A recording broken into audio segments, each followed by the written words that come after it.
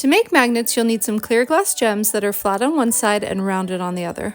Take the gem to the Christmas card section of the Dollar Tree and just test it out to see if any of the pictures look cute as a magnet. Then trace the gem on your picture of choice and cut out what you trace. If you're using really delicate paper or paper that has some kind of shine or foil on it, you're definitely going to want to use some Mod Podge. They sell small bottles of this at the Dollar Tree, and it just seals and protects the paper because the glue you'll use in the next step is very strong and can sometimes be corrosive to certain types of paper. And the glue I'm talking about is E6000 glue. Put a generous amount of it on the flat side of your gem and then attach your picture.